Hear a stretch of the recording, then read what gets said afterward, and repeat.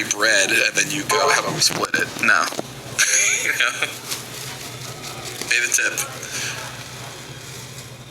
At the same time, over on SmackDown, we do have a little bit more confirmation that they are going to go back down to 2 hours. It seems like it might be sometime in June that they will go back down to 2 hours. So I'm sure that a portion of this is them thinking we're going to have one less hour, which means less time for talent. So we don't need as much talent, plus less revenue for the advertisements and stuff. So we're going to make less money equals we need to fire people.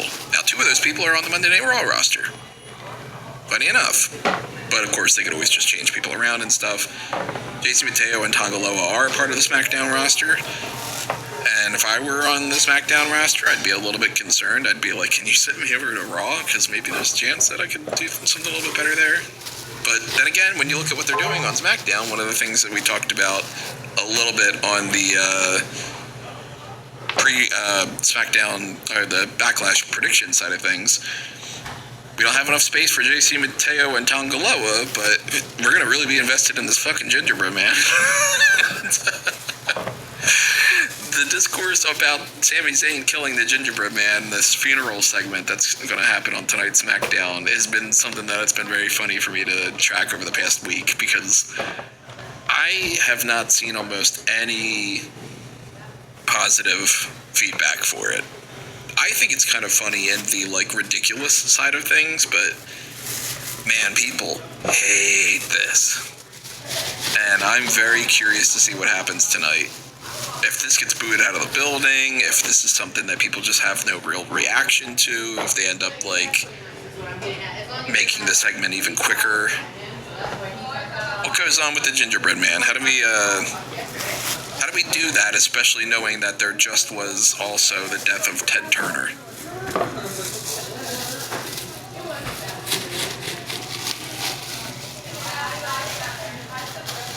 I didn't know how to respond to it, because I don't know how to focus. I literally just don't care beyond, and I care a lot about what WWE do, but this just adds another extra layer on top of it. It's I think I saw some people talking about it on Twitter. I think it was probably Ibu or something, talking about how you have a really simple story here with this. Trick Williams and Sami Zayn. Trick Williams and Sami Zayn, yeah. It's the old veteran who is desperate to, doesn't know how long he's got left, who is trying to, reach the top of the mountain for the first time. He's got the United States title right now, or had the United States title, and then there's the young upstart that he kind of sees parts of himself in, the charisma, it's just the veteran versus the up-and-coming star, and you can build a lot around that just based on the fact that both of them are very charismatic and both of them can do great character work, so you can just tell that story quite naturally, and yet you decide to build 90% of their feud around the gingerbread man. And I think that's the reason why people are so angry about it. It's not even the quality of the stuff, even the quality of it is shit. It's just the fact that they used to be able to do so much more, and even in the very recent past, especially with Sami Zayn, there was a lot of stuff that you could sink your teeth into with Sami, whether it was the Bloodline stuff or the stuff leading into his Intercontinental title run with Gunther and the Chad Gable stuff. As I say, it wasn't the post stuff wasn't the most expressive, amazing storylines, but they didn't need to be. They were just simple and built off the fact that Sami was an engaging character for people to get behind. And obviously everyone has that stupid Sammy Hogan stuff, but we'll move past that because I think that's just a vocal minority of people. But it's more about that then you just gimmick this one up so much with a stupid character that you put in for one segment and then you just rehash because apparently got over the first time, so you just have to beat it into the ground to the point where it's it's almost like you're not booing the quality of the segment as much, you're just saying, is this the best we can do? Is this really what we're now reduced to at this point? We were doing good stuff 2-3 years ago, why are we here now? So I almost feel like it's more of a universal it's probably the biggest lightning rod in terms of just poor quality stuff that people could attach to basically say, everything's shit right now. Why is it so bad? And this is the one thing we're going to really hone in on because this is the worst of the worst. And I think it's, unfortunately, it has a adverse effect on Sammy too, where it goes from like the stupid Sammy Hogan stuff to this being the way he's presented. And whether I agree with it or like it or not, people are susceptible to whatever they see. If they start seeing Sammy do this shit, everybody's gonna go, oh, that was always his ceiling. He was always a loser, and the Bloodline KO stuff is the exception, not the rule. Where in actuality, I think it's just the other way around, where it's like Sammy's annoyingly getting stuck with this because he can kind of make it work, and it's just a stupid thing, and people are rebelling because they just want the product to hit. But the problem is, the product isn't always going to hit like 2022 Bloodline. You know what I mean? Like that, we have to be okay with that being a moment in time and do something else that can hit as strong and not just expect the same vibe over and over again. Because I think that's the problem we've been living in for 25 years with the Attitude Era. People just think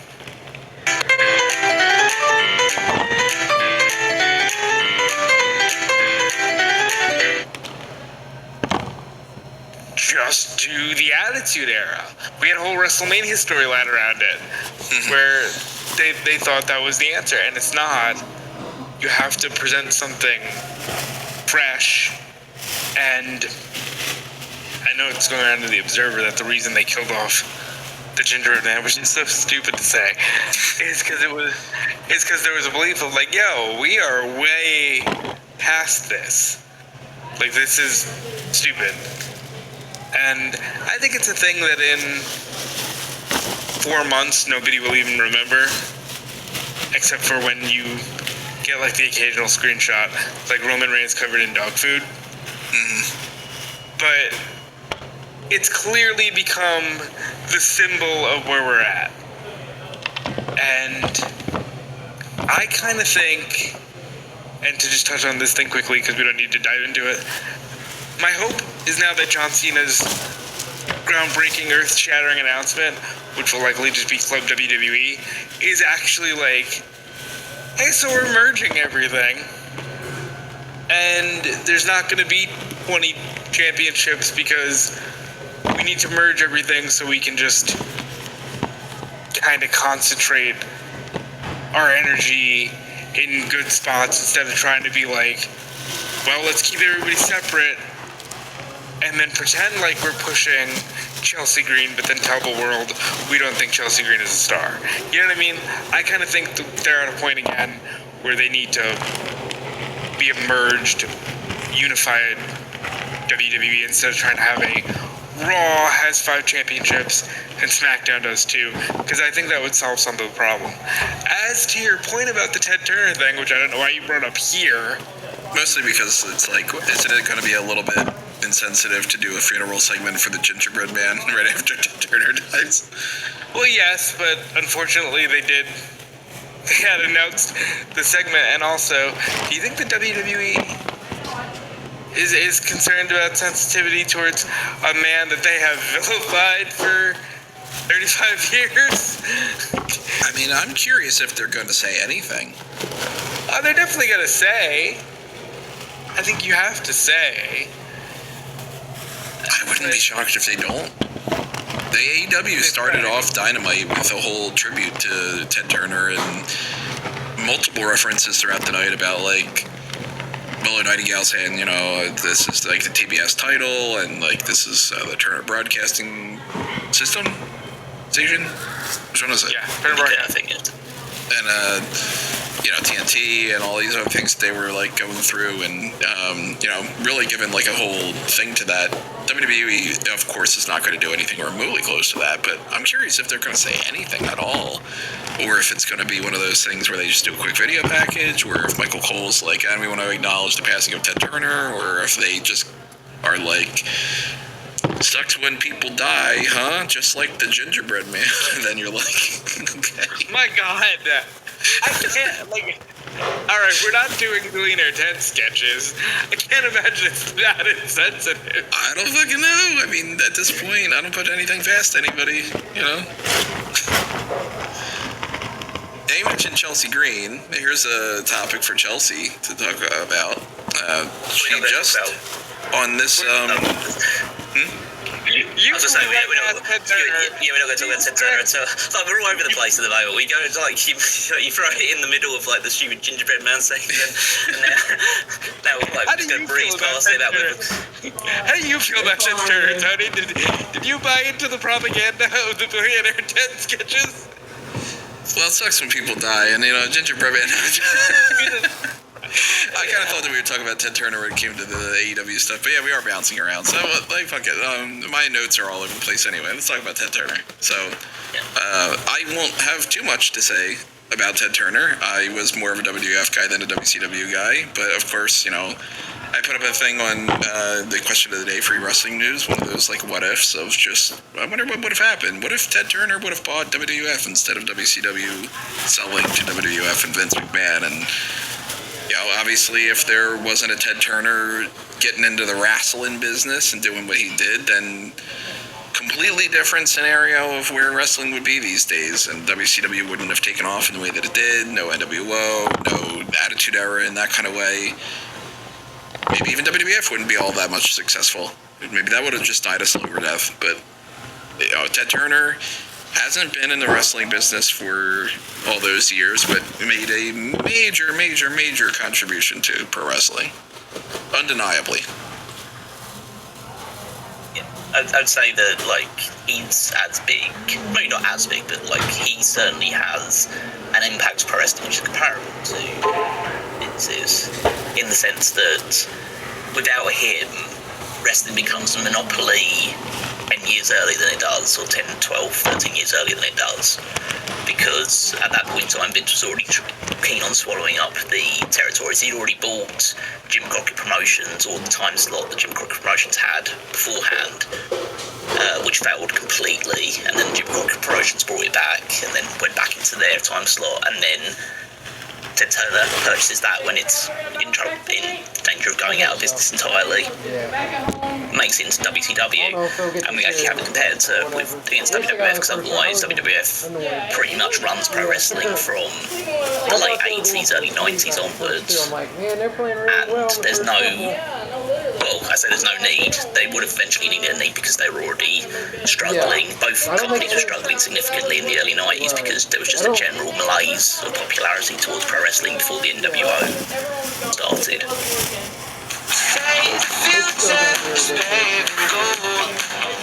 Then they're gonna pay LeBron $50 million. They're gonna be all back to health. It was a good few years.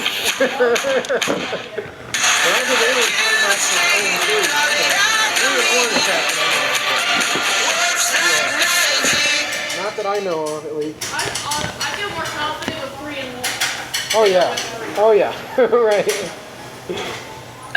But yeah, it just helped keep wrestling out of the hands of Vince McMahon for a definitive period of time before the absolute disastrous AOL Time Warner merger. I mean, he was pretty much had been pushed aside a lot of it by that point in time, but that merger just meant that he could never defend WCW like he had in the past. WCW was almost always a money loser, and he just defended it because he loved pro wrestling so much. But yeah, just for him to be the rich support that a wrestling company needed, not very dissimilar to a Tony Khan these days, just somebody who has a huge amount of money and just loves pro wrestling and just merges the two together to actually buy a company. Unfortunately, it's a rarer thing than we actually would hope it to be, because we'd like to see other promotions get the financial backing of AEW and WWE, so there's more competition and more variety out there. but there aren't that many, unfortunately. And yeah, I think I remember reading like the AOL Time Warner merger ended up costing Ted Turner on his own like $7 billion. Just how bad and how awful that entire thing went. And yeah, he pretty much went out of the public eye for a long time past the end of WCW and the end of his association with Time Warner. I think they said that he essentially spent a lot of his later life raising bison. Because he was a big fan. Well, he was a big fan of the American bison. The American bison pretty much went almost extinct because of through the like the Wild West days and like the colonization of America from its Native American roots. They pretty much wiped the bison population down to, I'll see you next I weekend. think it was about 500 at one point. Sounds good. Yeah, you So too. it could have been extinct right now. And then I think he owns, he's one of the biggest landowners in America, or he was prior to his passing, obviously. And he dedicated a lot of that land to like raising bison. I think his farmland has about 50,000 bison now.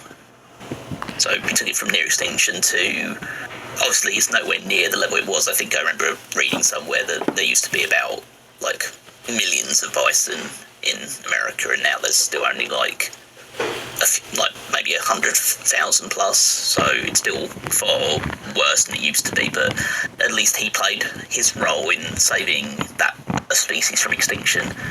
And yeah, and he was diagnosed with dementia in the late 2010s, and so just completely fell out of the public eye from that point onwards. But yeah, an absolutely indelible mark on professional wrestling, and it was great that AEW has essentially the spiritual successor to WCW based on its position on TBS and everything in Africa. Legitimately an icon of industry and media, and he changed your world whether you realize it or not.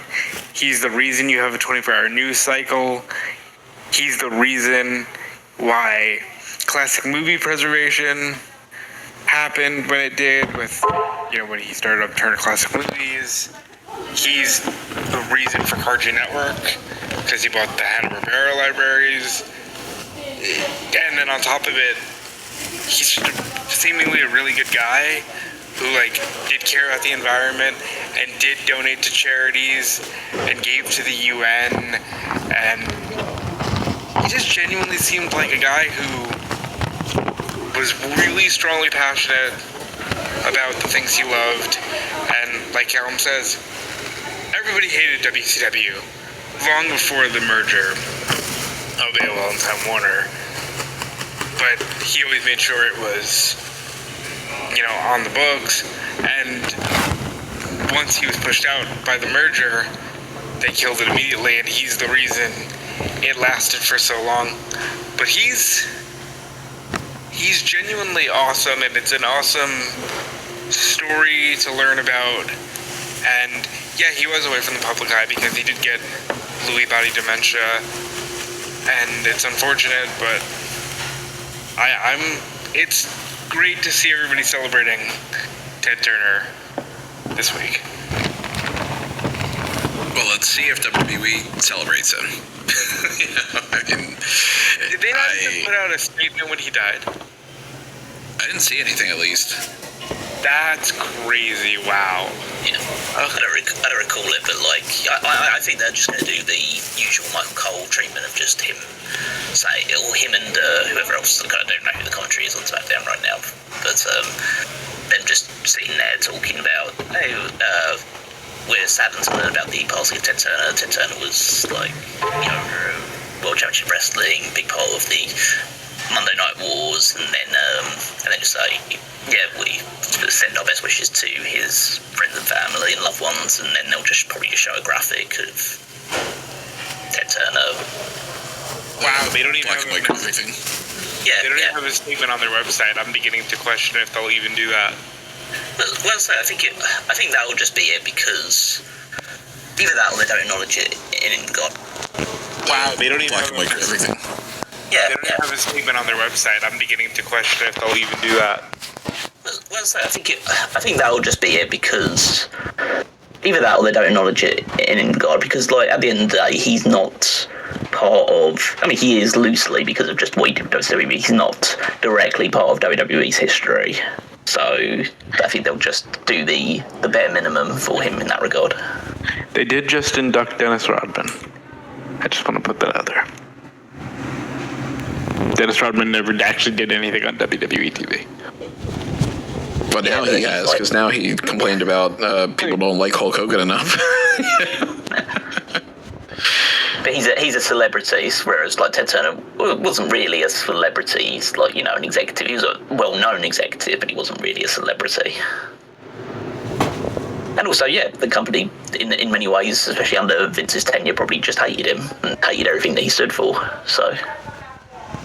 You don't need a speaker. Your phone's real volume is locked. I'm about to show you a secret that the Android industry doesn't want you to know. Just go to Google Play, right? For free. Download this thing called the Volume Control Launcher. It's free. This thing is designed to remove the volume limits from your phone. Everybody's phone has them. It lets you control the true volume of your phone. Everybody's going crazy right now about this. They didn't even know this existed. I personally don't know why this is free, because this is solving problems that millions of people are having. Problems with their headphones, problems with their speaker. But look, it is in the Google Play Store right now. I'm leaving the link right there. It's free to download.